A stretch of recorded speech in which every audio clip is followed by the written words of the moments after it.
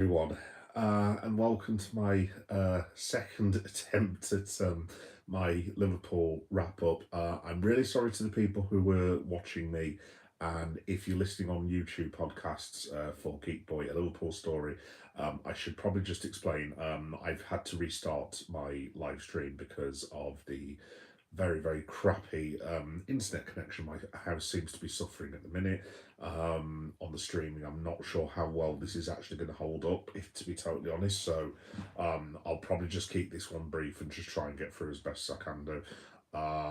Yeah, so apologies about anyone who was watching me a minute ago. Hopefully you guys will come back. And yeah, apologies about that. Just to say, as per usual, this will be on YouTube podcasts, and it will be on YouTube video, hopefully sort of tomorrow afternoon, should the feed actually still keep going, and it's probably not looking too great at the minute, so I will try my best to keep going. If not, if we're having severe connection problems, I will just record a video instead. So yeah, if anyone was watching me a minute ago, I do sincerely apologise, but I'm having quite a few problems with internet connection. So just quickly, basically, what what I was talking about on the first stream was just obviously it's now the international break, so I just thought I'd do a little brief wrap up on where we're at. How is everyone feeling? What's going on with the boys? Where we go from here, basically. And where we go from here is very much unknown because obviously it's been a bit of a shambles the last 5 or 6 weeks, and yeah, no, it's not been great. Obviously, I was on yesterday talking about the Man City game. I mean, honestly, it was diabolical, absolutely appalling. City were by far, if I can even speak, the best side on the day, and we just weren't very good. Let's have it right. It was an atrocious performance. And I think the worrying thing is it's the hey again, you're all right, Max. Really sorry about that, dude. By the way, I'm having massive connection problems at the minute, dude. So I don't know how long I'll be able to stop on the stream. Hopefully, I can do. So fingers crossed. But yeah, sorry that I disappeared, dude. Yeah.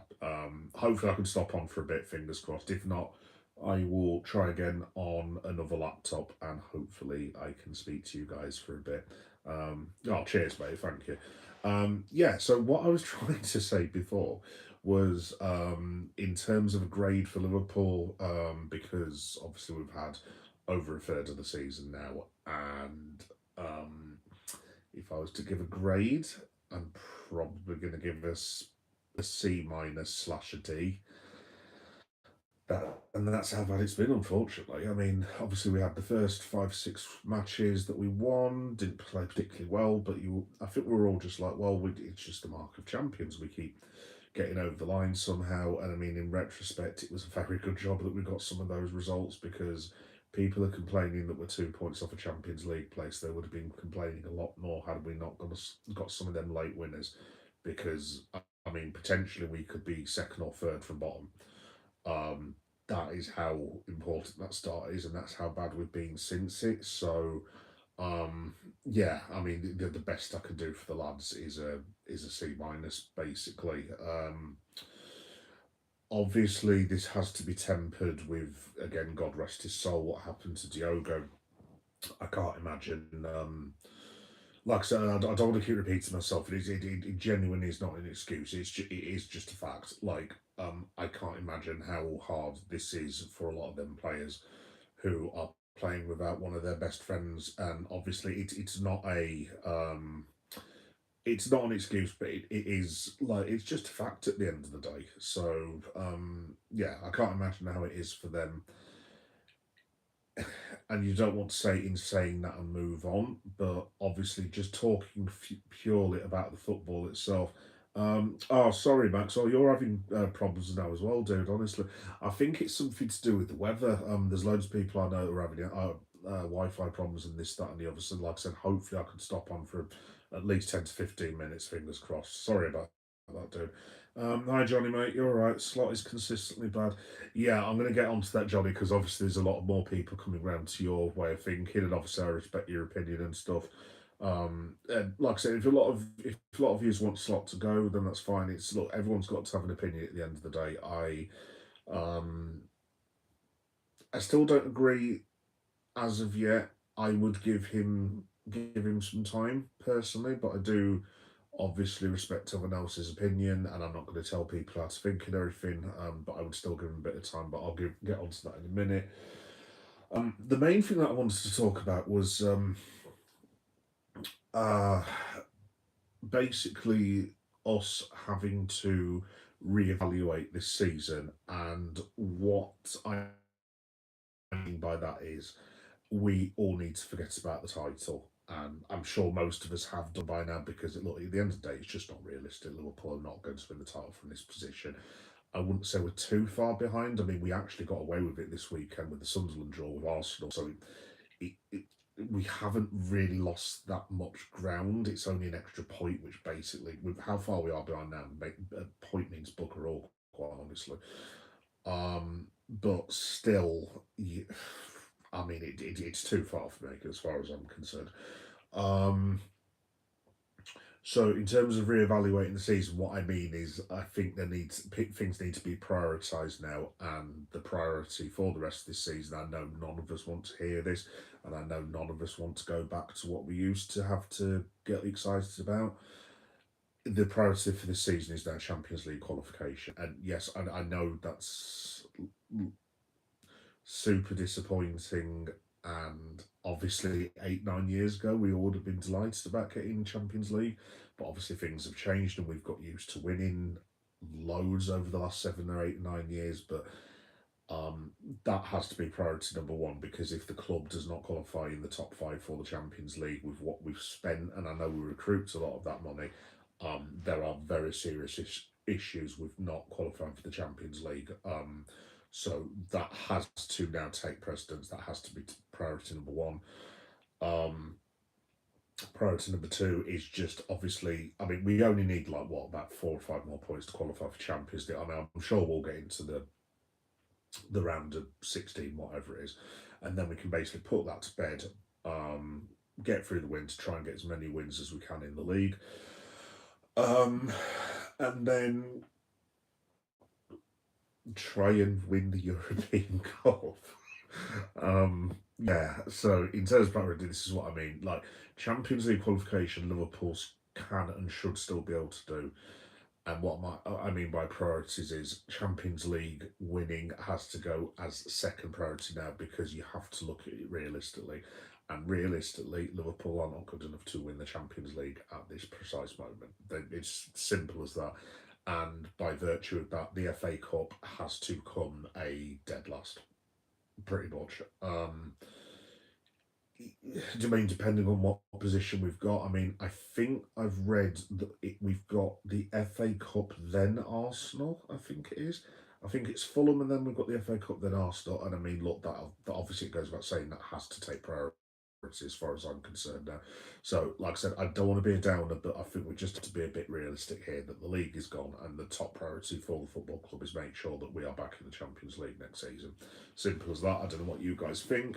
You can call me a complete moron. Absolutely fine, not a problem. If some of you still think we can win the league, great. I'm not going to tell you not to, but I'm a realist, and 8 points behind after 11 games. I mean, let me put it this way. Sorry, I'm going to read the comments in a minute, but just let me get this off my head. I was working this out, and I'm sure a lot of you are better with your maths than me, and I may have got this completely wrong, so I'm not very good at maths. But I think we're currently on 18 points, so that means we've got 27 left. Off the top of my head, if we wanted to get to 98, 99 points, 97 maybe, 96, we basically need to win 23 to 24 games of football and maybe draw two and lose no more than one. And we've lost 6 already. Now, is that realistic? I mean, we've done it before. I mean, I remember in 2020, the 2021-2022 season under Klopp. If you guys remember, I mean, we didn't start that particularly well, to be completely honest. I mean, obviously we'd had the season where we'd finished third, just about qualified for Champions League. I wouldn't say we didn't start well, but I mean, I think when we drew with Chelsea, this is just me being a bit of a geek, but when Kovacevic scored that amazing goal at Stamford Bridge, I think I want to say we were about 11 to 12 points behind Man City. And I mean, this was like a month on from what we are now. And I think we were like in fourth or fifth or something tough like that. And then we went on this run. And I want to say we won 25 out of maybe 29, something along them lines. Can this team do that? I mean, I personally cannot see it. If the rest of you think that we can do, then I'm not going to deny you your hope. Hopefully you're right. Hopefully I'm wrong and I'm just being a complete bell. You know what? But yeah, I really cannot see it, to be quite honest. But I will let you guys talk amongst yourselves about that. Yeah, not answering that. People talking about money in the bank. That that TA club and all the money in the bank was spent. $500 million spent. 7 out of 10 losses is taking the piss. Well, yeah, it's not just slot Johnny. To be honest, I mean, as much as I've just defended the players, and like I said, I will give them a pass. Obviously, always because of Diogo, and if it comes out that they are really struggling, look, my heart goes out to them and I will always get behind them. And if the players are genuinely struggling and they need some help and they need some time away, if any of them need to not play, look, we are all here for them at the end of the day, and I wouldn't judge any of them if they didn't want to play for a little while and they needs to go and get their head sorted and they need counselling or whatever else, because obviously they've been for a horrendous ordeal like we just have been. Um, but in saying that, obviously at the same time, when you look at a game, when you look just purely at the football, I mean, the first goal yesterday, I don't want to dig Ebu out because I don't want to pick individual players out. What on earth is he doing with with the first goal?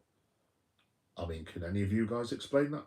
What Ebu did yesterday? That whole sequence for the goal? I just I've watched it again this morning. I'm genuinely curious as to what on earth the man thought he was doing. I find it incredible, to be honest. And just to cap it off after messing up the whole thing, then he misses the header and Haaland beats him for it. And it's like, Ibu, you are just as big as that bloke. I mean, if anything, I mean, look, Haaland is a unit, he's a machine. It's going to be hard for any central defender. But Ibu Kanate is a very, very, very big man. And you're talking the amount of people that should be able to push him off the ball in world football, 10 maybe?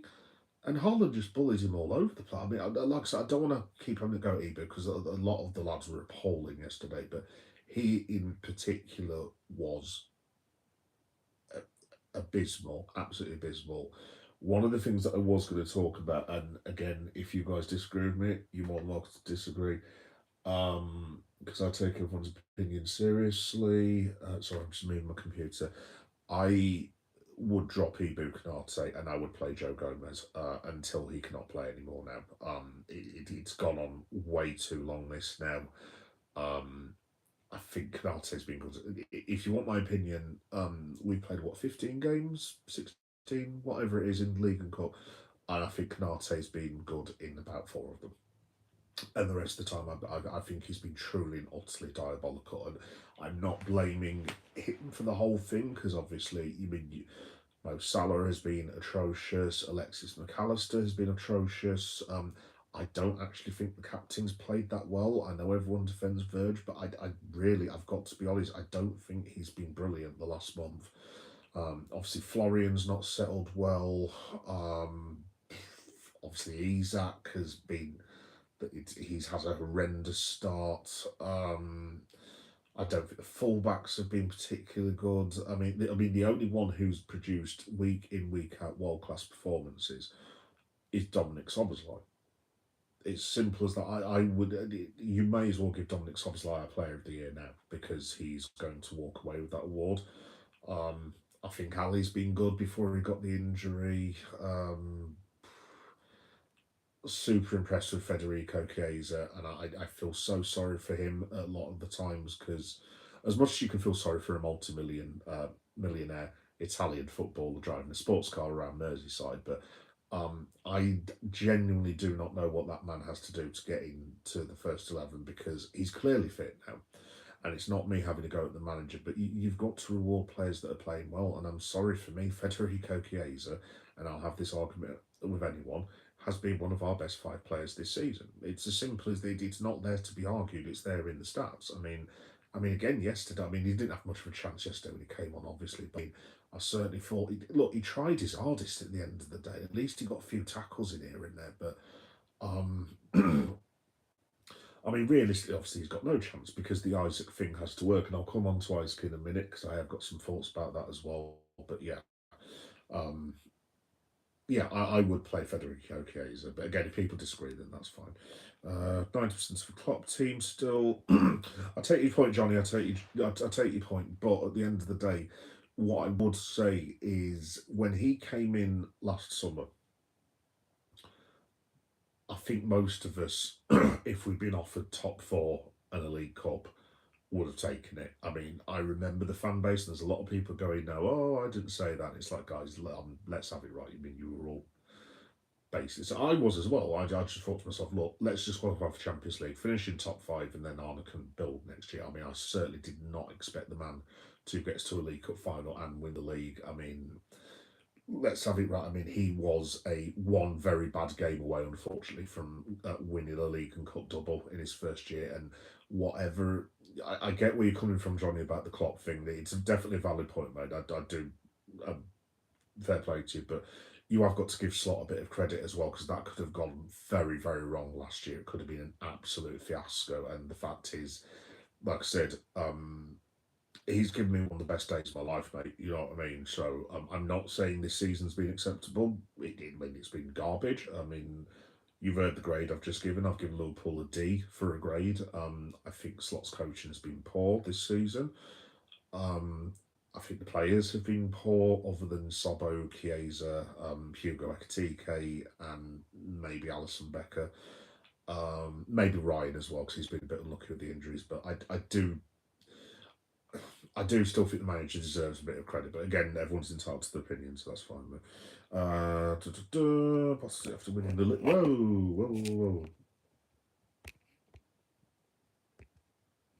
Oh, I nearly just turned you all off then again. So I've just pressed some random button on my like phone GoPro-y type thing, and there was a little picture of me with loads of people's names that weren't yours. So I haven't got a clue what I've just done then. Sorry about that. Let me have a look.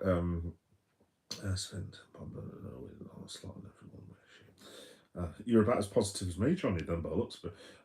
Football platform. Would you bring him back if he was up for the job, or would you stick with Slot Ball?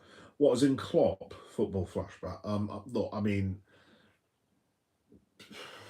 look, if Slot lost his job, then look, I'm sure everyone in this stream, if they were offered, even if they were offered Xabi Alonso for some inexplicable reason, look, I want to leave Real Madrid and I want to manage Liverpool. But then you've on the other side of the ring, you've got Jurgen Klopp saying, do you know what? I can come back and help you for 18 months. I think you are talking 95% will be telling Xabi Alonso, yeah, thanks, but no thanks, mate. Would I welcome Jurgen back? Of course I would. He's the best manager that the club has not well, it's debatable, isn't it? He's the best manager out of my lifetime by an absolute country mile. And obviously he had that connection with the fans. But again, I would if you get Klopp back, that's great. What does Klopp want to do with that new team? Would Klopp have signed some of these players? Will some of the players want Klopp back? I mean, look, I'd imagine the mass majority would, but look, at the end of the day, football's football, and there might be some people who are very relieved that he was gone, as Jurgen was himself. So I would love to see him come back, but if you're asking my opinion, I would stick with Slot for now. But what I will counter that with something I'm going to say in a minute, but I just want to read all your comments because I don't want to be a rude something, basically. What's even Slot's ball? He has no way of playing, and all those good subs used to be. He just doesn't make them. I definitely agree about the subs. I think the substitutions will have been. I mean, there was a match. I can't remember. I don't know if anyone can remember, but there was a match where I want to say it was Man United, but there was just no thought put into it. It was because like last season, Slot would identify an area, like with the Gerald Kwanzaa thing at the start of last season, where he was like, right, he's not playing well, off, e-boot, you're on. Boom, simple as that, no messing about. And that's how it was for last season. And this season, I think there was a match that we were losing like 1 or 2-0 or wherever it was. And Slot literally just goes, right then, 7 players forward. And you're like, well, what the hell is it? I think it was the Brentford game actually. We ended up with some sort of mad system where there was, I think we had Rio Ingamoa playing as a midfielder, and I'm like, I'm literally watching this on TV, and I was like, why is Rio Ingamoa playing in midfield for? I think we had Chiesa as a fullback at one point, and I was just like, what is going on? So yeah, that I definitely do agree with. I think the one thing I would say with Slot, I mean, obviously he's stuck with the same the team. I think basically at least 8 or 9 of those players need to just be in the team all the time now, and they need to just have a consistent team. Say, right, this is the team for the rest of the year. No effing about. We change people here and there, so you swap Gakpo in for Verts. You put Jones in for I don't know, you put Jones in for McAllister and you sort of Gomez with Canate if Canate's being shite. Occasionally you play Mamadashvili to give Ali Becker a rest, and you swap Frimpong out for Bradley to preserve Bradley's hamstrings or whatever you do. But it's just subtle changes now for me that they can't keep making these changes there have been. So I would probably stick with the side. I mean, going into next summer now. I mean, I don't even know what's going to happen if Slot does stay. I mean, I can't imagine there's going to be a great deal of money because I know we recouped a lot, but at the end of the day, FSG have just dropped, even with player sales, net, what, 180 million, 210 maybe after the sales. That's still a boatload of money, and they if Slot or whoever else comes up at the end of the season says, right, to make us the champions again, I want another 400 million. I'm just going to be honest with all you guys and be real. It ain't going to happen. So, I mean, I think this team is basically what. It wouldn't be surprised at all if this squad and this team is roughly what we have now for the next 2 to 3 years. It wouldn't surprise me at all. And maybe we go back to FSG getting the odd Luis Diaz when we're not expecting it, kind of thing. By the way, I do have some opinions on that as well that you might not agree with. Kevin Tucker, hey Kev, how you doing? We spoke before, aren't we, dude? Hi mate, not seen you for a while. Love the show. Very disappointed with Liverpool at the moment. Definitely bad atmosphere at Liverpool. Don't feel like Manchester can get out of that atmosphere. Yeah, Kev. Yeah, like I said, I'm still slotting, but whether I'm going to be right, to be honest, mate, I don't know. I genuinely don't know. I mean, I have no real confidence at the minute, to be quite honest. It's going to take a hell of a run over Christmas. Like I said, I'm going to get onto that in a minute because it's a point that I was just going to make. But just as a quick preview, like the next 10 to 12 matches, when I go through the fixtures in a minute, are non-negotiable. I'm sure you all know the fixtures. Obviously, to a certain extent, we can. I'm not saying let the lads off because obviously the run has been really, really poor. But in Liverpool's defence, obviously we've had Man United, which is always one of our difficult games, no matter how rubbish they are. We've had the Merseyside derby, we've had Arsenal, we've had Newcastle at St James's, we've had Atletico Madrid, we've just done Stamford Bridge, Etihad. Obviously, Crystal Palace at that point were statistically one of the best teams in Europe. As much as people make fun of that, but at the time that they were. Yeah, I mean, I'll give the lads a bit of credit. To be fair, it's not the easiest start to the season that I have ever seen. But then again, there are other teams who have had way worse starts than we have. So, but when I go through the fixture list in a minute, I mean, there is the excuses have gone. Put it this way: when I read the fixtures out in a second, they need to win 90% of them, not draw. This is 90% of them. If that doesn't happen, then I think there could be a very interesting conversation coming, but I'll get onto that in a minute. Since we lost to PSG on penalty, Slot has lost 40% of all his games. Yeah, I was reading that earlier, mate. Yeah, I mean, I did say that on the live stream yesterday. I think that PSG match took a hell of a lot out of the players. Now, obviously, we more or less won the league. Um, by that point, I mean, obviously, I know people were like bricking him themselves, and then obviously, again, God rest his soul, Diogo scored that amazing goal against Everton, and I think we all knew then basically we'd won it. But I mean, if you're looking back, I mean, basically it'd been one what when we beat Newcastle and Arsenal drew with Forest. I think we were like 15 points clear with what 11 games to spare, something like that. So yeah, I don't know. No chance this team can't even sack together. We can't sack 25 players, we can sack one manager. Yeah, point. Yeah, well, like I said, Johnny, the Canate thing, for me, and again, I don't know if you guys agree. I mean, it's up to you if you agree or not. I would, after the international break, because I think he's probably had enough time, and maybe that's been the plan all along. I would start Joe Gomez alongside Virgil van Dijk against Nottingham Forest. Because Kanate's level of performance is, I mean, again, if he's struggling with the Diogo thing, my heart goes out to him like anyone else. But just in terms of the performances, his performances have been diabolical, and I would probably go as far to say he's been our worst player this season. Maybe other than Kirkes, but I mean, I know people are digging out Kirkes, but I have to be honest, that little race for worst player is probably um, a lot closer than people think. Put it that way. Kevin, manager comes out with very poor excuses, just don't like it. Some players look out of place, don't feel like they can deliver for us. Maybe the players are definitely not like the players. Or, well, yeah, to be honest, Kevin, I mean, I have been thinking this. What I just wonder whether we went a bit too early going for Hollywood's Liverpool. I mean, I've spoke about this before. I've actually a cheap plug. I've actually wrote about it on my Substack. By the way, I have something really cool to say about Reddit, which you'll be like, what the F is he talking about? But I'll explain towards the end. I just wonder whether, for context, obviously, when Klopp left, so you're talking, this is still only a year and a half ago, and it's a major event that's happened in the football club's history. So the gaffer's gone, and we are being talked about as a spent force, might not even qualify for Champions League, 3 years of transition, finishing sixth and seventh, and losing half our players, blah, blah, blah.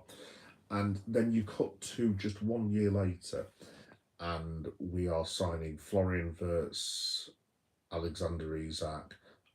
We're being told that this is going to be a dynasty, that Liverpool are going to win the Premier League by 25 points, that we're so much better than Manchester City, which yesterday proved is not the case.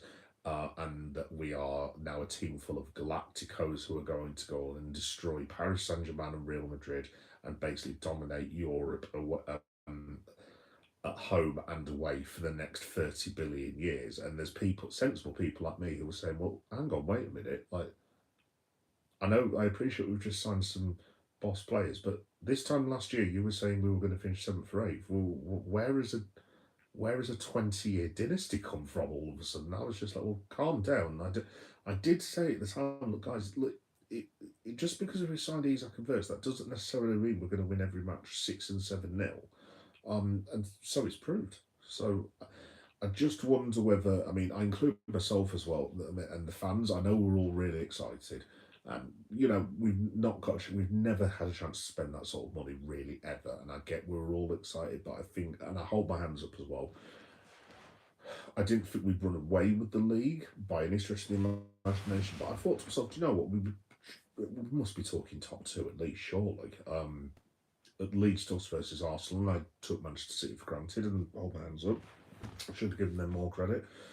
And I mean, we were laughing about, well, at least we should still qualify for the Champions League. And then it's now like, yeah, we're now in a race to qualify for the Champions League. So I just, basically what I'm getting at is I think, obviously Bayern Munich, a lot of the time in Germany, get called FC Hollywood. I think we went to bit FC Hollywood this summer. Staff, players, coaches, fans, owners, all of us. And I think maybe we should have just been a bit more. I don't want to say humble. I don't think we're all being arrogant saying we're going to win the league by 30 million points or whatever. But I just think maybe looking back on it, the summer should have been right. Let's get two top draw centre backs in. Let's get make sure Trent is obviously replaced. Let's get another central striker in. If we can get Isak, great. But if not, let's keep Luis Diaz. or let's just get Hugo Ekitike, and if we can sign Vert, that's great. If not, then we. This is just off the top of my head. I'm not suggesting we should have signed Morgan Gibbs White instead of Florian Wirtz. I'm not a complete moron, but like, if the Wirtz deal was going to mean that we couldn't sign centre backs, maybe there should have been a bit of common sense and like, right, well, let's just sign a good, solid British pro who knows the league, and we'll get a couple of centre backs in. So we'll get Mark Gay in, and I don't know, we'll get Einrich Laporte from Saudi Arabia or something like that because his contract was up, and we'll just make a couple of changes, a couple of tweaks here and there, then go from there. But I just think we've gone a bit Hollywood, to be honest, and I don't think the balance is right. Um, I still think Maka, Sobo, and Grav are undisputed our best midfielders, but now the club has left themselves in a position where Florian Wirtz and Alexander Isak have to play for that football club. Now, obviously, when Mo goes away for African nations, and then next season when he leaves, because he is going to leave, I think next season will be last season. I'll be astonished if he signs a contract extension. So long term, maybe it is going to be Hugo Ekitike, Florian Wirtz, and Alexander Isak. But at the moment, the, I mean, I don't even know how that would be a thing. I mean, I suppose you could have, I don't know, Isak on the ring, Wirtz on the ring, and have Ekitike going straight through the middle. You can rotate them and swap them around. Obviously, you've got young Rio as well.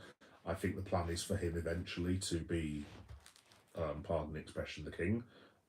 Because I think a lot of those coaches are like, look, we cannot mess this guy up. I have no doubt that Rio Ingamo is going to be a star for Liverpool, absolute star. I would have thought at that point Chiesa's probably gone, maybe Gakpo's gone at that point. I don't know, but the balance of a non Mo Salah side with Ekitike, Wirtz, and Isak, if that's what it's going to be, doesn't work in my mind at all. But can you replace one of the three with Wirtz? They can't risk putting Sobo's nose out of joint. He has to play now every single match that Liverpool Football Club take part in, as far as I'm concerned, because he is now one of our top 4 to 5 best players. It's simple as that, no argument. So structurally, I don't know. I honestly don't know what's coming down the pipe, to be honest. Hey Graham, you alright? Graham Marsden, how you doing, Phil? We was fantastic against Real Madrid, against City. The team looked like they look. Yeah, no, I agree, Graham. I totally agree. I mean, that's what it looked like. It was just. I mean, I can't understand how you can play potentially the best team in the world off the park. Because let's have it right, that Real Madrid match should have been 4 or 5 nil to Liverpool. We were so much better than they were. Completely outclassed them, outplayed them, and then to go to Man City, and with the greatest respect to Man City, Man City are not as good as Real Madrid. I'm sorry, but they just aren't. And to be humbled like that is just, yeah, truly don't know. I really don't know. Salah plays because slots a child who doesn't have. I'm not going to repeat that. Unlike Klopp, who had no problem benching Salah. Klopp teammate, I don't know. Then plays slots away or Klopp way. I don't know. Diaz, Nunes, Salah, etc. Yeah, well, Johnny, to be honest, that was the thing that I was going to mention. So let me just say the one thing first that I was going to say. Right, you remember a couple of minutes ago when I was talking about the run that we've got? So obviously I've just referenced that we have had a bit of a bad, not a bad run, but like a quite a tricky run at the start of the season.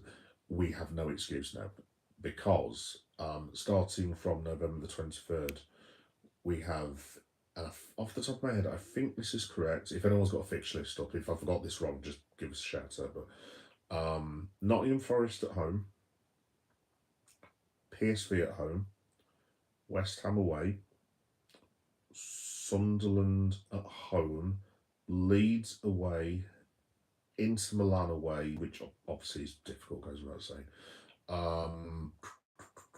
What was the other one? Brighton at home. Then it gets a bit more tricky. We've got Tottenham away. Then they've got Wolves at home. Then they've got Leeds at home. Then it's Fulham away. Then it's the FA Cup third round, I believe. Then it's Arsenal. I think after that it's the Champions League. I don't know who we've got after that, and then I think it's Carabao. So give or take, those are our fixtures for the next. Well, when we return from international football, those are our fixtures for the, I don't know, the next 9 weeks. I would say for Slot to ensure that this doesn't turn into a full debate about him keeping his job. I mean, what I've said, what, 13, 14 matches? I think at this point he has to win between 10 to 11 as a minimum. If he was to lose, especially the last 5 matches before the Brighton game, because I mean, no offense to those teams, obviously Inter's difficult, Brighton's difficult, and Tottenham's difficult, but the 4 or 5 before that, if if for argument's sake we get to, I'll use Ellen Road because it's down the road from me, and I'm sure a lot of the lads would be absolutely pissing themselves laughing if that happened. But if Leeds United beat us on the back of losing to, say, Sunderland, West Ham, PSV, and Forest, let's say it was 5 matches on the back, which I mean, one would hope that would not happen. But if it did, going into Milan, and then we got absolutely battered and say lost 6 in a row, then I think it's curtains. That's where we're at basically. And at that stage, I don't. You probably couldn't blame FSG because off the top of my head, you'd be talking. Look, this is all theoretical, obviously, and I'm sure that won't. Well, bloody hell, I hope it doesn't. But theoretically, that would be something like along the lines of 3 wins from 16 and 13 losses. Now, even I would have to admit, as much as Slot's done for the club, I mean, any manager in the world's going to get sacked for that sort of run, including Arda. So if that does happen, I do think it is curtains. I hope to God that doesn't happen because that would leave us in a quite perilous position, actually, now I think about it. We'd be more looking at getting another 20 points to avoid a complete fiasco, but I'm sure that won't happen, obviously. But the next 5 games, Liverpool need to win at least 4 of them. At least 4. Your Brighton, Tottenham, Inter Milan little run. I don't know, but perhaps I don't know, pick up a point at Milan, beat Brighton, and then lose to Tottenham with an unlucky goal. I think you could just about get away with that.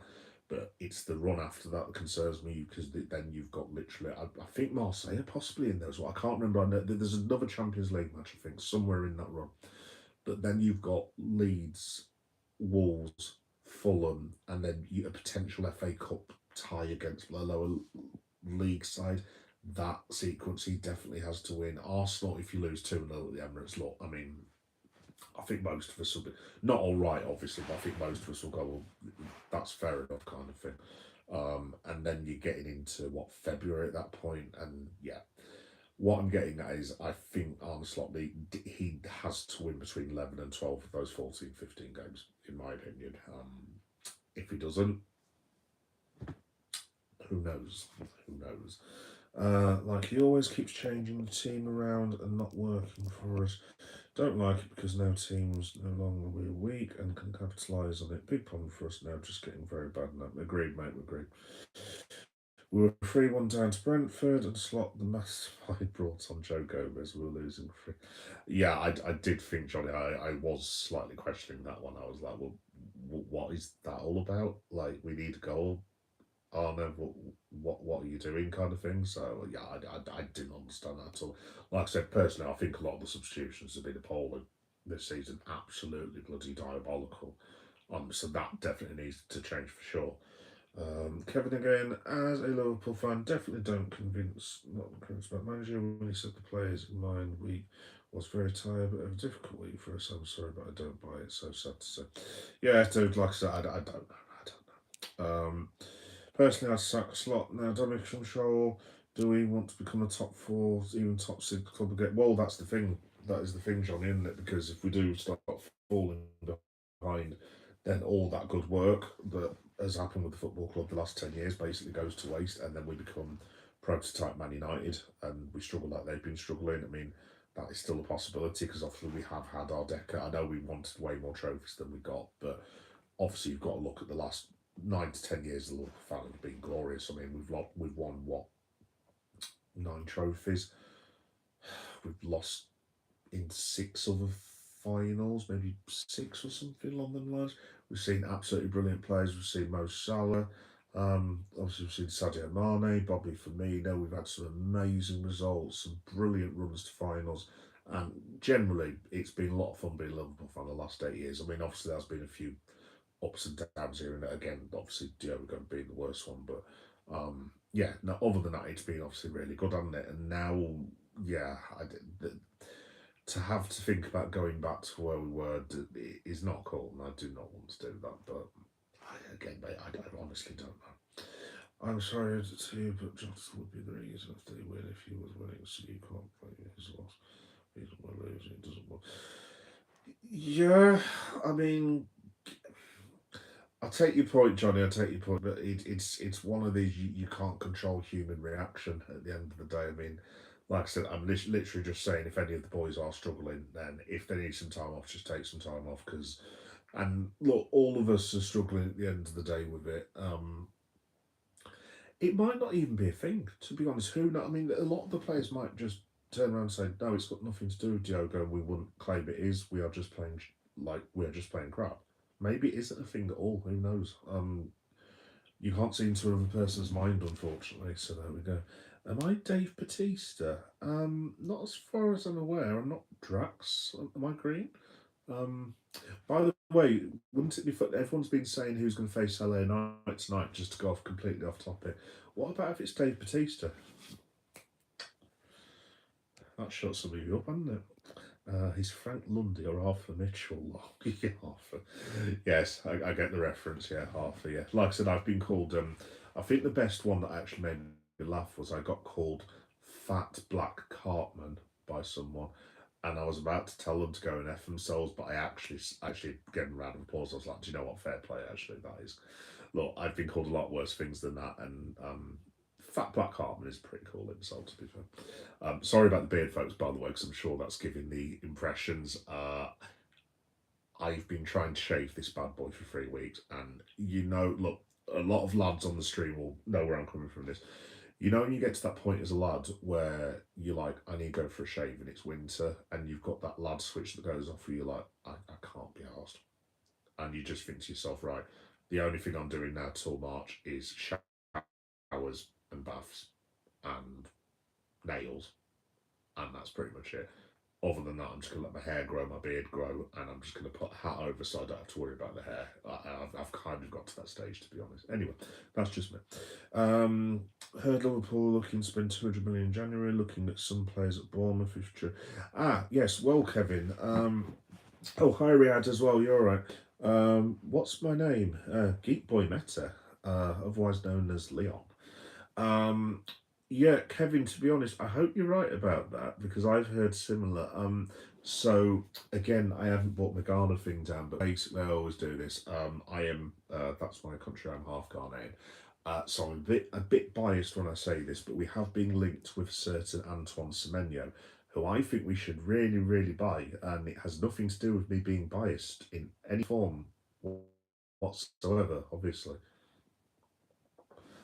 Yeah, no, like obviously Anton Seno is Ghanaian, and obviously I watch Ghana a lot. And dude, honestly, he's so good. I mean, obviously you guys will watch him play for Bournemouth as well, but honestly, that man is so good. If we could get Anton Semenyo in January, I know that's taking the piss beyond words because there'll be a lot of fans sat there going, "Do you want any more strikers?" But like, honestly, if we could get Semenyo, I mean, you saw what he did against us after that idiot fan um, furnished the man with abuse, shall we say, which for fairly obvious reasons as Garnet and a Liverpool fan, that put me in a slightly awkward position that night, to say the least. And there was actually a little part of me that, I mean, I wasn't thrilled that Bournemouth equalised, don't get me wrong, but like, there was a little part of me that was actually quite pleased for Antoine just shoving it back in that idiot's face, to be honest. So yeah, I would love Antoine Semenyo. In terms of the Bournemouth players, I haven't heard about anyone else. I mean, I, are we talking David Brooks, maybe? I do like David Brooks. I'm not sure if he'd be at the level we'd require for midfield, though. Possibly, I don't know. I'm not too sure. Definitely Semenyo, though, for me. I would love for him to play for Liverpool. Chopper House to 3-0. Laugh my arse off. Yes, I know, Chopper. I saw it. I'm aware of the result. I watched it and saw all three goals go in. Yeah. Um, yeah, Damien Castillo. How you doing, Damien? You're all right. As a Liverpool fan, the referee is none for. Again, I won't repeat that. But Liverpool can't keep blaming the players. Liverpool should players may be gone. Kevin, to be honest, don't get me started on the refereeing because I don't want to go too controversial. And look, we would have won the match. To be honest, I think even if Van Dijk's goal had been allowed to stand, we would have lost that match anyway. I don't think it would have made a jot of difference, quite honestly. However,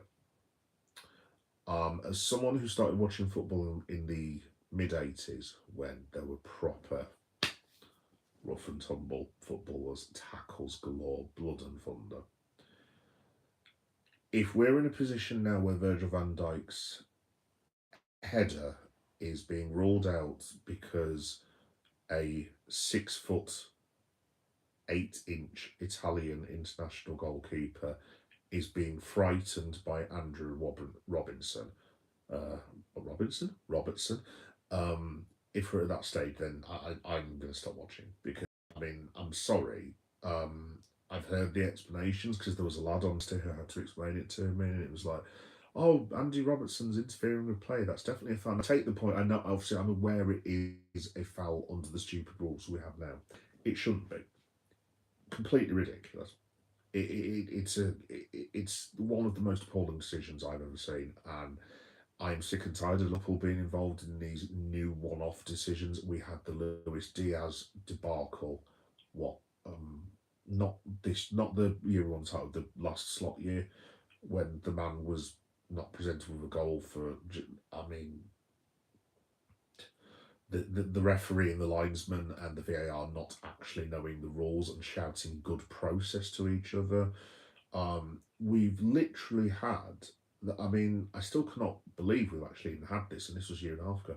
Does anyone remember the Martin Odegaard thing in the penalty area? I mean, I'm still to this day, I'm speechless. Martin Odegaard basically sits down, and it's not his fault. He slips. It's a genuine mistake. He sits down. He puts his hand on the football and pats it away. And they didn't even look at it at the VAR. We've had Andy Robertson being clotheslined by a linesman who wasn't given any kind of punishment for basically assaulting Andy Robertson for no reason of any kind whatsoever. We've had Alexis McAllister. I'll use a wrestling analogy because a lot of you know that I cover wrestling as well. Being super kicked better than Shawn Michaels super kicked Ric Flair by Doku, who not only wasn't given he wasn't shown a straight red, he wasn't even booked, and the referee didn't give a penalty.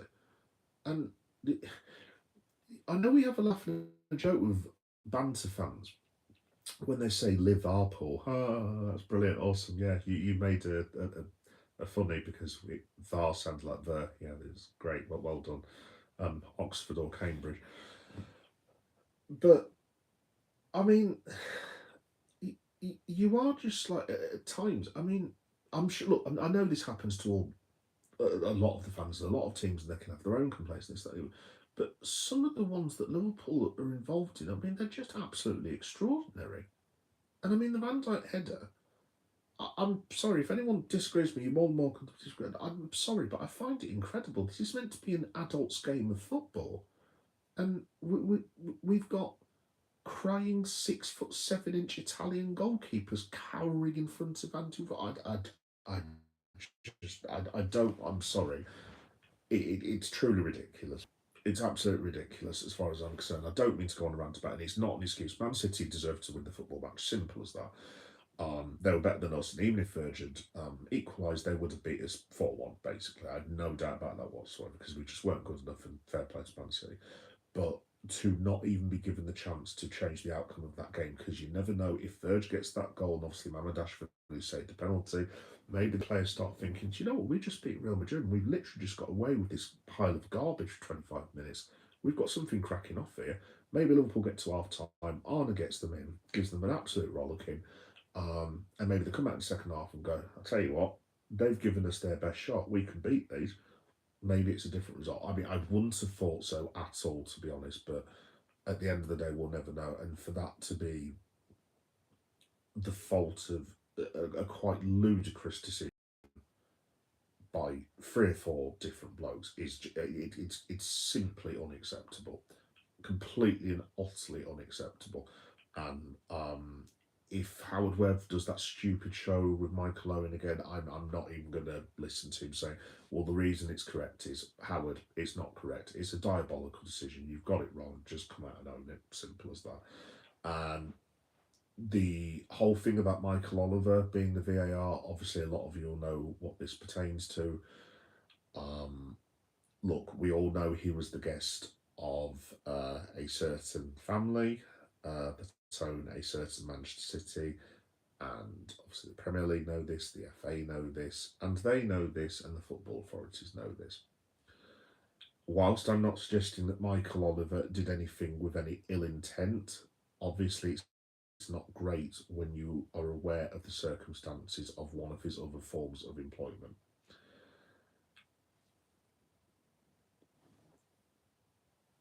I'm just saying.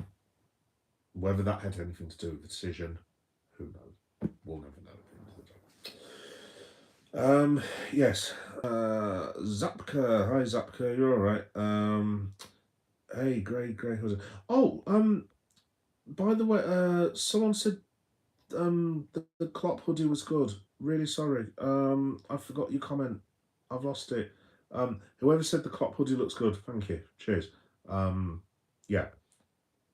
This is why I need to keep an eye on the comments instead of waffling on, basically. Let me just get back to where we were. Hey, Grey Hoodie. How you do? My blue is bulletproof. Are you wanted? Not as far as I know. I don't understand that either. Kevin Tucker, yes, definitely being a Liverpool fan, 1982, just love the night, just love the 80s. Absolutely, dude, absolutely. Like I said, to be honest, it gets on my nerve, Kevin. It really does. And I know I'm aware football has changed and life moves on, blah blah blah. But I mean, I'm sorry, but it's just and I call our players out as well. I've seen Mo do a fair few dives. I call him out. Um, I mean, to be fair to Liverpool, we actually, in terms of a squad, are pretty well behaved on the football field. Obviously, Verge has had his odd moments here and there. I mean, that's another one. Virgil van Dijk got a year of his career taken off him by Jordan Pickford. And from what I remember, I don't even think Pickford got a red card.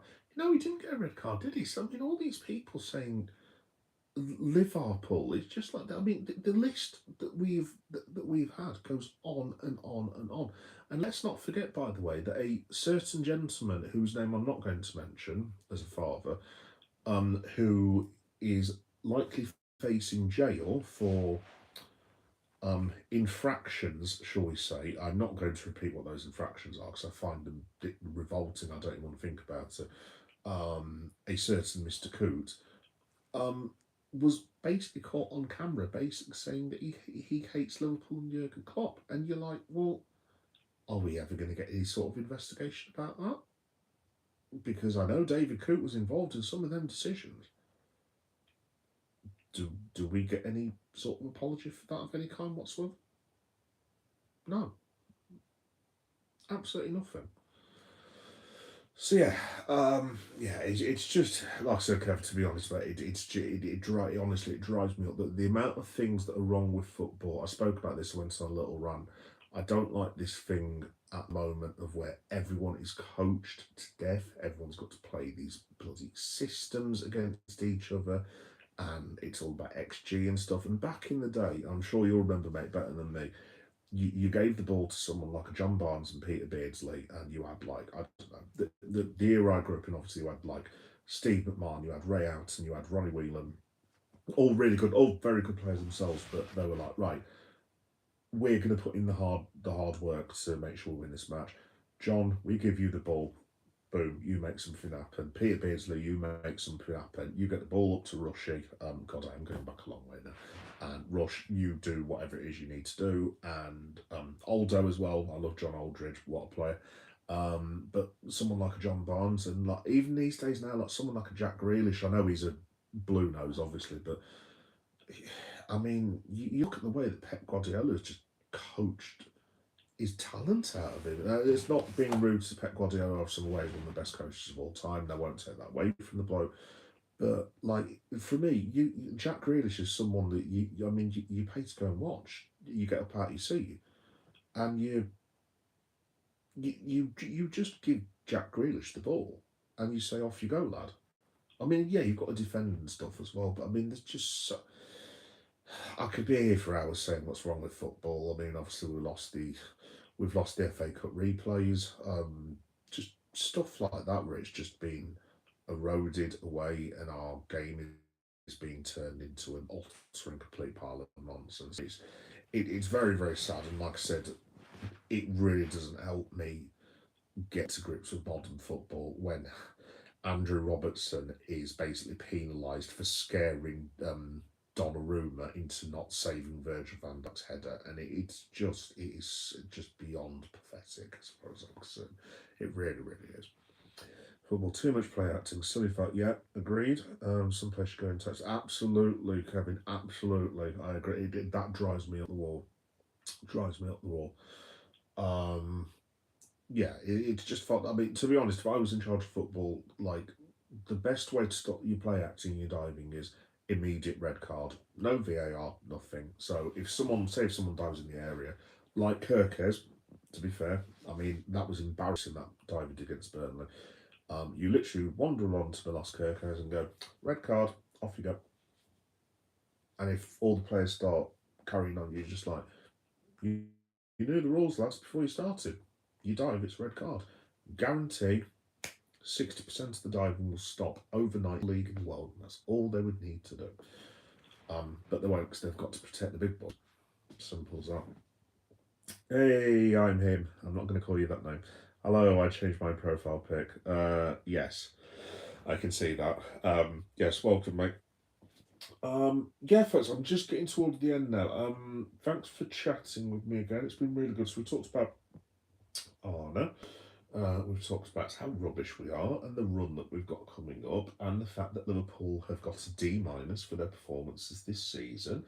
The another couple of things I was going to talk about. The good thing is, as far as I know, Frimpong and Allison are now back in like sort of light training, I believe, or will be at least going to light training. So you would imagine at least going into the Forest match. Well, again, international football withstanding, we should have a more or less fully fit squad. In terms of the next team, I know this is a bit early. I would. I mean, I don't know if anyone agrees, but I would go with Alison Becker. I'd just stick with Conor Bradley now, to be honest. Virgil van Dijk, and yes, I would go with Joe Gomez again. If you guys disagree with me, I don't know, but I honestly, I just think Canate needs to be taken out, and if Gomez gets injured, he gets injured. At the moment, if someone said Endo or Canate, I I would probably still just about go Canate, but it would be a pretty close run thing. I've got to be honest. I'd go Maka, Sobo, and Grav. Obviously, I actually thought Sobo was actually the best player yesterday. Um, and then up front, which leads me to the last point, I would go with Hugo Ekitike, Mo Salah until the African nations, and I would just now stick with Alexander Isak. I think over Christmas I would be rotating Jones, Gakpo, Ekitike, Isak, kind of thing. So you have two for 1 week and then two. You know what I mean, basically.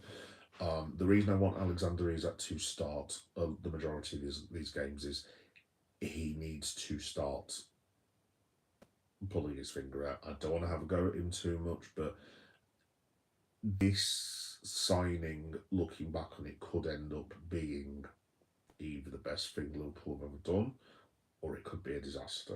And the reason I say that is obviously it's got nothing to do with Isak not scoring that many goals. I mean, he's only got one, but I mean, a lot of them are substitute appearances. Obviously, it's not fit, that's fine. But there is a world where Liverpool sign Hugo Ekitike, Florin Wirtz, Mark Gay, and I don't know, off the top of my head, Ezra Konsa. Canate's in bad form. Let's say Gay comes in, Liverpool tighten up.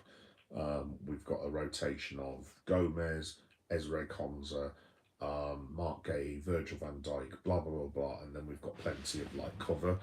And we just don't have that defensive cover. I know Leone was injured, and there's, obviously that's very unfortunate. But I mean, we left ourselves in a situation where we had at best five centre backs, if you included Endo as centre back, and now we have four centre backs, which definitely includes Endo. I mean, looking back on it, should we have been signing centre backs or should we have signed Alexander Isak? And I think if we're all being honest, look, I still think Alexander Isak will be a good signing for Liverpool, but if we are being completely honest, I think we all know the realistic answer to that question.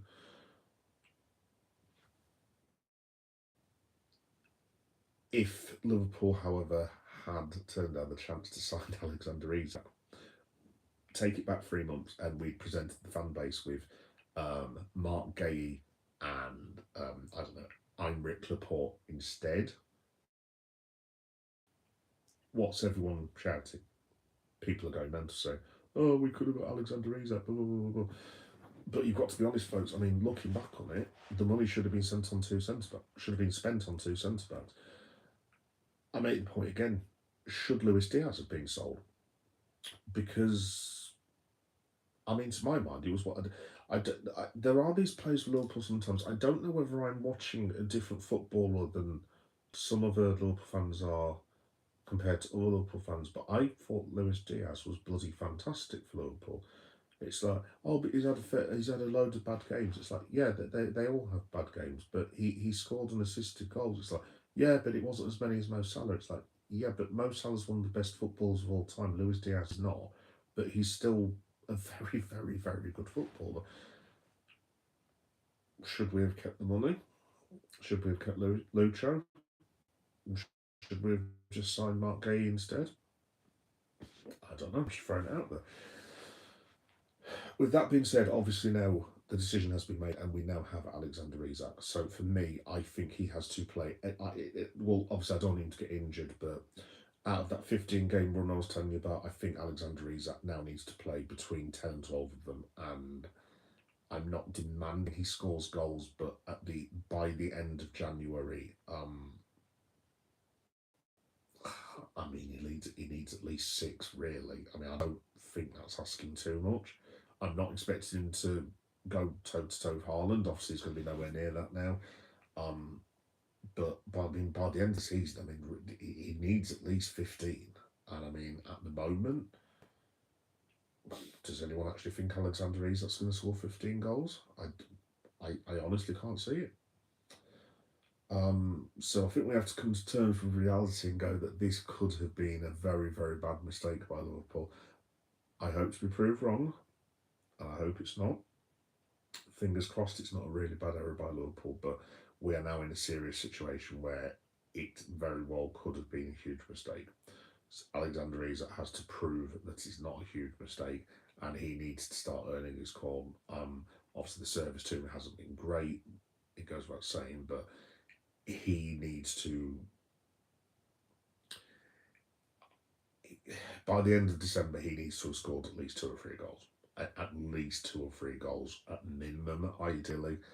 And then obviously he needs to pick up in the second half of the season. Now, obviously, he gets that chance because Mo Salah is on his way to AFCON very, very shortly. So the whole thing isn't really a conversation. It will be, you would imagine, Ekitike, Isaac, Gakpo, Wirtz, and then you alternate them with Chiesa, maybe Frimpong phase up front. Like, I don't know, but like obviously it's going to have to change a little bit now. But yeah, we'll have to wait and see. But yes, so yeah, another positive Liverpool Liverpool live stream for you tonight, folks. I'm really sorry. I'm trying to be a bit more positive, but honestly, I'm just not at the minute. So, yeah, guys, that's pretty much me done. Let me just read from my old mate. I'm him. That green Liverpool kit was prettier than yours, my Mrs. Combine. Did you see the little comment that I put on the little short? Like, unfortunately, my wife did actually see that comment in the end. She was like, what's this then? And I suddenly realised, I was like, oh. And I think I made it. I turned around and said, well, love, come on, it is a Boss football kit. I mean, I can't really compare you to that. And I just sort of trailed off and I was like, should I stop talking now? And she was like, yeah. I was like, oh, I'm really sorry. By the way, advice to all the lads watching this, don't compare your missus to a Boss football strip. It doesn't work out well. I couldn't imagine wearing that on the pitch and putting dirt on it. Yeah, no, I know, do. I'm going to, I'm probably going to get mine from a. I don't even know if I'm allowed to say this online.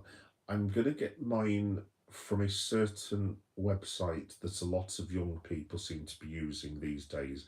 That is a pound or two cheaper than regular retail. Starting with D. Anyway, moving swiftly on. So, yes, yeah, that's pretty much it from me, guys, to be honest. So, I think leaving Liverpool for a week now, to be honest, because I don't think I can hack any more Liverpool stuff. No, I'm going to come back and do like a live stream on and possibly this Sunday. I haven't decided yet. It's either going to be Sunday afternoon or Monday night again this time next week. But we'll have to I need to just go through a couple of things this week and let me just see how we get on. But yeah, I'll definitely do another one before the end of the international break. It'll be like a Forest preview and a preview of everything we've got coming up. Have I talked about everything? Yes. Right, I'll just do the bit at the end, guys. So, just to let you know what's coming up, I'll be back on tomorrow night for Monday Night Raw. I hope all the wrestling fans on the stream are very excited. I am also very excited. I really want to watch it this evening. I so want to watch to see how LA Knight gets, and no doubt be hugely disappointed. But I'm really, really looking forward to Monday Night Raw. I absolutely cannot wait. But like, basically, if I watched it tonight, seeing as I'm now sort of full time back at my other job, it would involve me having about an hour and a half sleep and then having to go to work, which is not a good idea. Or I could just go to bed now and have 8 hours sleep, which is probably far more sensible. So yeah, I'll be doing live reaction to whoever this guy is coming in. I believe it's Joe Hendry. See what I did there? Yeah, I'm going to stick with Joe Hendry. By the way, if you're a Liverpool fan wondering what the hell I'm going on about, I'm talking about wrestling. So yeah, I'll be doing live reaction to that tomorrow. I'll be doing live reaction for AEW Dynamite on Thursday. It's Toy Shots Fridays per usual on Friday 8 p.m. I've got a special vlog coming from somewhere called Tokyo Toys, which is an anime shop in Birmingham, because I'm a bit of an anime connoisseur as well. It's just a quick little vlog, about 3 or 4 minutes, but it was very, very cool shop. If you like your anime and like things like Dragon Ball and Akira and stuff like that, and Pokemon and all that business, it was really, really cool. So I urge you to give that a watch. Saturday nights per usual, I'll be watching I will be doing the late night WWE SmackDown reaction show. I really need to change the name of that show because I just can't remember it off the top. And then, like I said, possibly on Sunday, I need to just find out what my vaunted family, who are upstairs sleeping at the minute, what their plans are, because if they do not have any plans that involve yours truly, then I might be able to do a live stream in the afternoon, which would be cool, instead of doing it on a Monday night when everyone's doing work and stuff. So yeah, might be on for that on Monday, and then obviously next week it'll be more or less exactly the same thing. What else have I got coming up? Wrestling wise, I'm going to watch Full Gear, which is the next AEW pay per view. So that'll be a week on Saturday. So I'll be doing like a whole Saturday night thing. Week after that, I'm very excited. It'll be Survivor Series. That'll be really awesome. Week after that, I'm actually doing the World Cup draw, as in, no, I'm not doing the World Cup draw, obviously, but I'm going to be covering it for the Mighty Ghana. So I'm going to go on about 5:30 on the Friday. So this is December the 5th, I think it is. So yeah, that's coming up in a month's time. Those of you who saw the Hard Light gig, A Night of Dark Electronica, will be delighted to know that I'm going to be recording that again. So it's going to be a live music concert type thing with a load of core musicians and bands that I know. That's December the 12th, I want to say. So yeah, a month on Friday. But I'll give you more details about that as and when. I might, going back to Liverpool, if anyone is available on December the 9th, I might be doing my first ever watch along because we are playing Inter Milan, and for once it's actually on TV. And it's on Amazon Prime, and I think it's December the 9th at like 8 p.m. So I'm considering doing a watch along. I'm not sure about the wisdom of doing this because, guys, obviously I talk about Liverpool, but none of you have ever actually seen me watch Liverpool apart from the shorts. I sound a bit different than I am when I'm watching. I go very tunnel visually. Um, the odd swear word does leave my mouth, and obviously my son will be in the other room and misses. So um, if I do this, I apologise in advance if I'm not exactly talking, but I get super like tunnel vision watching it up. I mean, even when I go to Anfield half the time, I think I just ignore everything anyone says and I'm just that focused on the game. So yeah, I'm considering doing that, but we'll have to wait and see.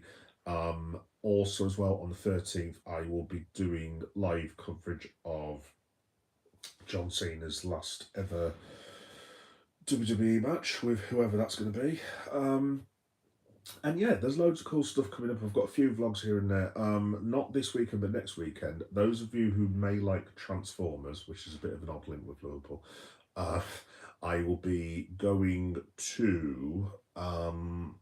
Well, I've always been to this place, obviously, but in the summer, basically, I went to Battersea in London, and they have an actual Transformers store, which was absolutely brilliant. I've already done like a vlog and shorts, but there's going to be a vlog and shorts of that in like not this weekend but the weekend afterwards. So yeah, lots of cool stuff coming up on the channel, so I hope you all enjoy. And if anyone wants to like and subscribe, blah blah blah blah, it's Geekboy Meta 7381. If you just want to come and hang, you don't want to subscribe, absolutely no problem whatsoever.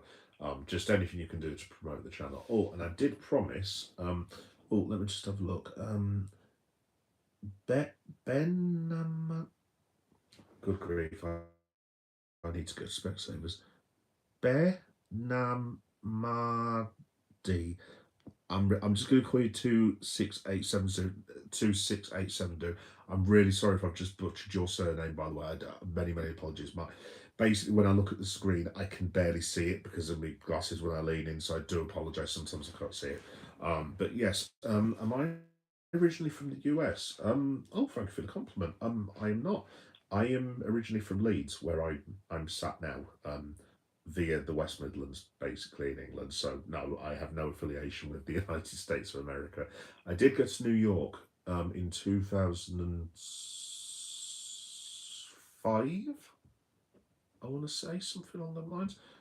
Yeah, that's the only time I've ever been to America. By the way, how cool is New York City? What a city! The best holiday I've ever had. Apart from going to the top of the Empire State Building, I don't think I've ever been so scared in my entire life. I made the hideous mistake of looking down over Central Park, and it looked like a very small postage stamp. And basically, I got very scared and basically ran back to the elevator and was pressing the elevator saying, I want to come down, I want to come down. But no, obviously, New York, mate, boss city, absolutely boss city, yeah. Yeah, I would like to go back to America at some point. I really want to go to San Diego Comic Con. That's like basically San Diego Comic Con, WrestleMania, and a final with Liverpool at Wembley. Those are like the bucket lists for me now. Those are the three things I want to do before I leave this mortal coil. But yeah, San Diego Comic Con's been a dream for years and years and years, and I really want to go and do that. But obviously the tickets for San Diego, and the waiting list are extortionate, so we will have to wait and see on that. Anyway, you guys don't need to know that at all. So, yes, folks, that's probably about it from me. Have I got anything else to tell you guys? There was something, and now I've completely forgot what it is. The joys of having stress and anxiety eroding your brain so sadly. There was something, wasn't there? I remember. Right, guys, before I leave you, let me see if I can pull this up. I've just joined a brand new, well, I say brand new, it's not a brand new thing, but I've literally just joined a new community thing on a little known program called Reddit. I don't know if you guys have heard of it. I am, of course, being sarcastic. Because I am a very old man, I didn't actually know Reddit was a thing. I thought it was just something where you asked Reddit for information. I didn't actually realise literally up until about 2 months ago it was like a place where like people can do like scary stories and post things and this, that and the other. And I'm like, oh, I do YouTube. I can put stuff on Reddit. And like I've got people, mates around me going, yeah, dude, seriously, of course you can put things on Reddit. So yeah. Anyway, that leads me to this. So I have now done my own little community on Reddit. It's still in the data processing phase at the minute. Let me just see if I can find it. I don't know how well you'll be able to see this, but this is my new thing basically.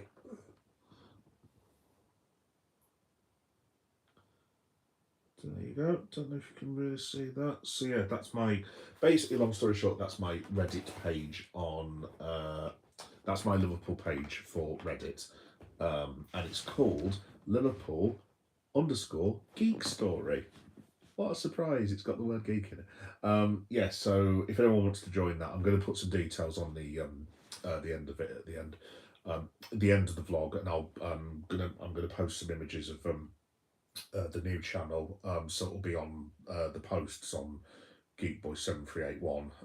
And obviously, if you watch this on YouTube podcasts, if you want to sign up and subscribe to that as well as this, you obviously more than welcome to do so. It'd be nice to build a little community. I might do some more stuff with Reddit as well. I might do like an offshoot of this channel. I really want to do something involve horror. So I might create like a random horror channel as well. I don't know how interested anyone is in that, but I absolutely love horror films and stuff like that, basically. Anyway, and just to cap off the whole week, let's have a look. Hassan, Man United fans here. Oh, hello, Hassan. Yeah, I bet you had a good laugh at my expense yesterday, didn't you, lad? Yeah, no, fair play, Man United are doing a lot better this season, and you deserve to beat us the other day. I wish I didn't have to say that, but can't really deny it. Man United were the better team, and they deserve to win. Just like all the other 7 teams who have beaten us this season also deserve to win.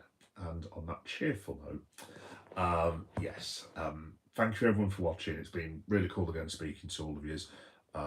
Shout out to Graham, shout out to Kevin, shout out to Johnny Lars, per usual, you're a star, mate. Shout out to I'm Him. I'm really glad that you've got yet another hilarious name and a new picture board. And yeah, just shout out to all the regulars and everyone who watch me. Honestly, like, I know I don't say this enough, but like, I do appreciate you guys.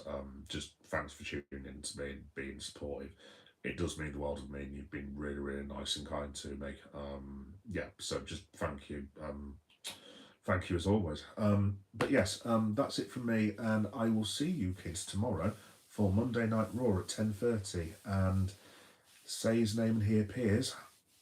I think I believe in Joe Hendry. It's not going to be Joe Hendry now, so that is it. Anyway, guys, right, thanks for watching, and I'll see you at 10:30 tomorrow night for Monday Night Raw live reaction. Right, have a good one. See you.